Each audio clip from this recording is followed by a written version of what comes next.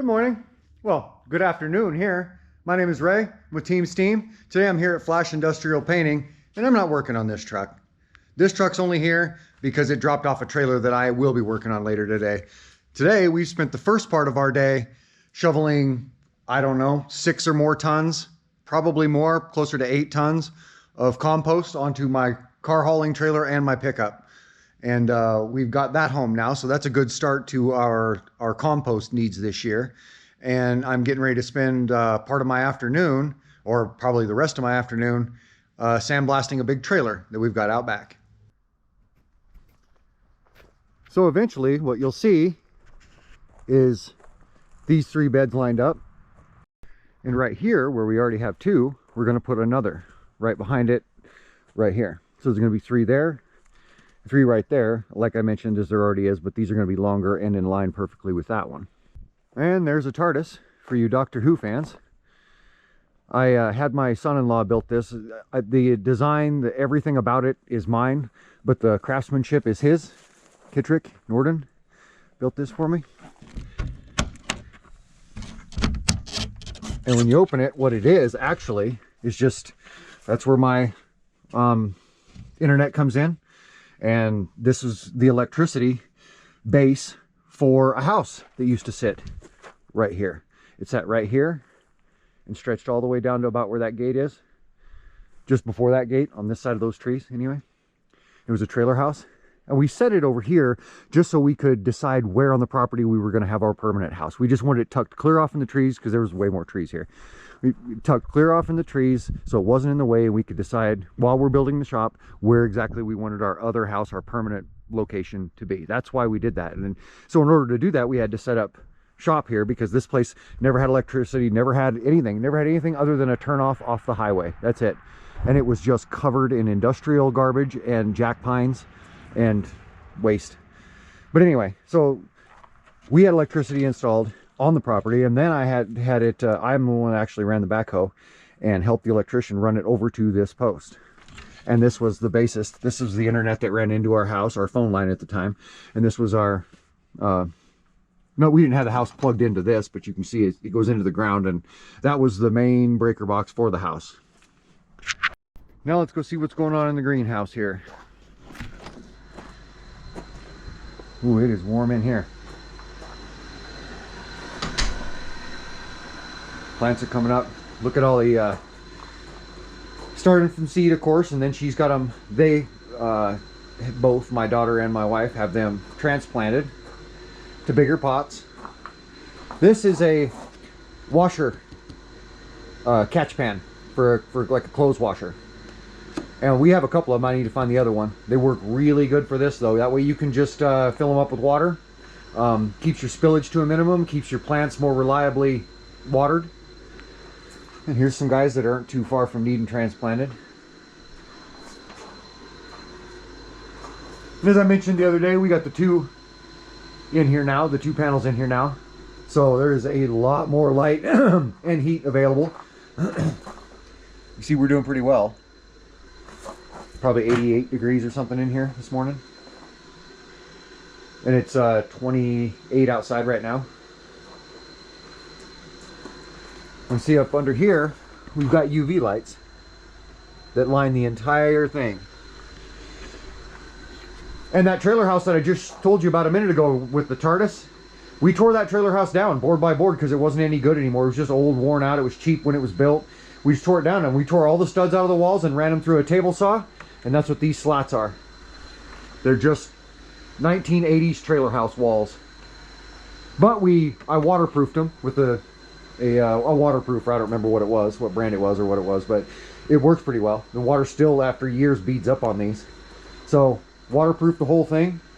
The only new boards in it, these are also used. The only new boards in it are these timbers. Lower shelves, upper shelves, both sides of the room. Even the back of the room, that shelf, all of it. These are built out of pallets. These boards are used. These timbers were not used. They were basically the only new boards in the whole project. Even these windows were used. used a few times. A lot of these windows actually were in other structures that I've had before. This door was the back door to that trailer house that we tore down. We saved the door. We bought the door from Restore in one of our local towns, and used it, installed it on that trailer house. And then when we tore down the trailer house, we set it aside and used it again here. So it's been used who knows how many times total. It was used when we bought it for like 10 bucks or whatever. And here's one of my many security cameras on the property. I'm trusting, but I'm not a fool. And here's the part of our garden that we're going to be working in first. We actually have a big set of gardens, really. And for being family garden, you know, it's as big as a market garden. But this is one section of it, and this is the section we're working with this year. We've had corn and squash and many other things in this section. Sunflowers every year. You can see the stems, big, 10-foot tall. We take some of them that we want to save seeds from, and the rest we leave so the birds have something else to eat throughout the winter. But anyway, this is the section of garden we're working in, and this is roughly the outline of how it's going to be. And here's an example of a wall that we built in such a way that's 3 layers high, that is, around a decade old now, made out of many, many, many used tires. And these actually work well because the afternoon sun is this way on this bed, and you're seeing morning sun off of it right now, so it gets full sun all day, and the afternoon sun beats down hard on it. So what these amount to, that's why I've painted them the lighter color, because they're already a great plant nursery. They'll take younger plants that you freshly transplanted, and they'll grow them up really well right here because it keeps the soil a little warmer on this bank that faces the sun.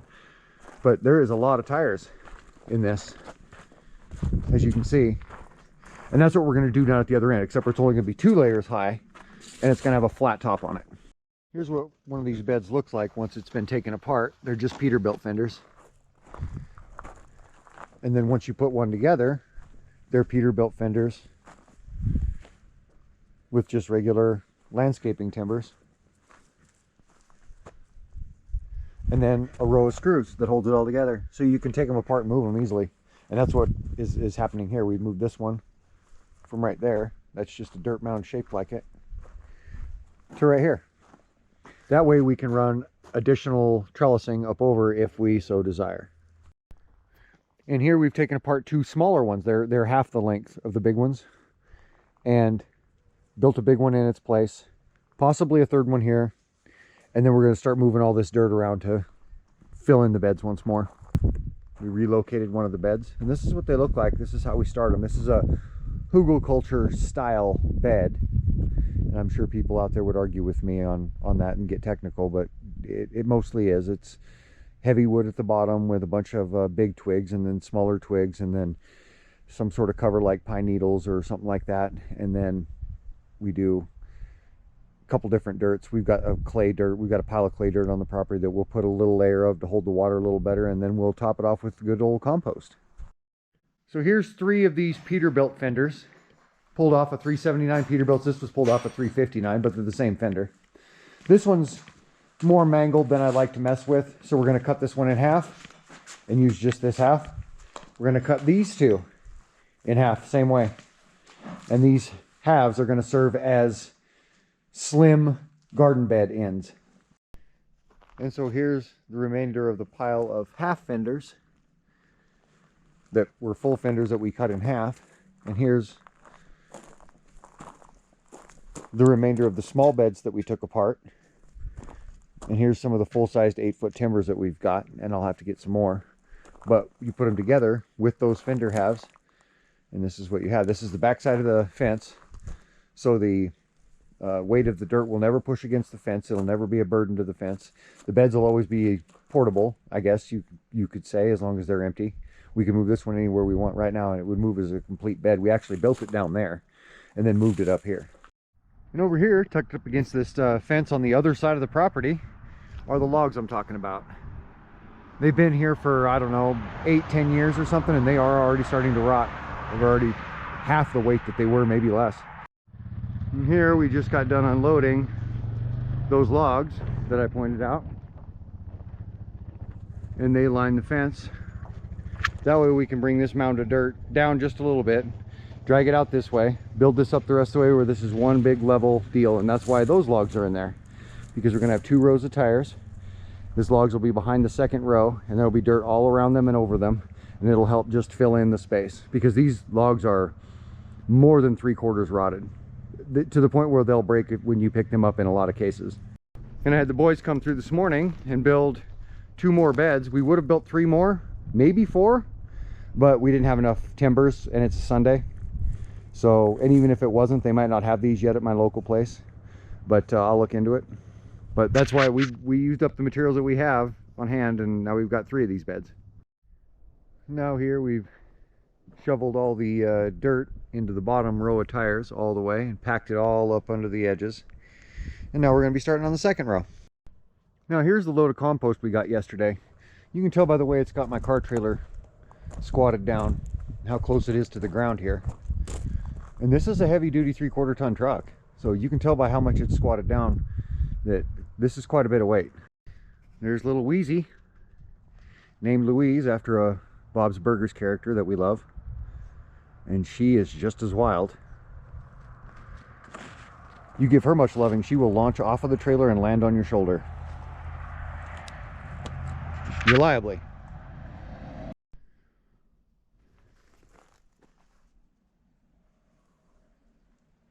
Well, she's all stirred up.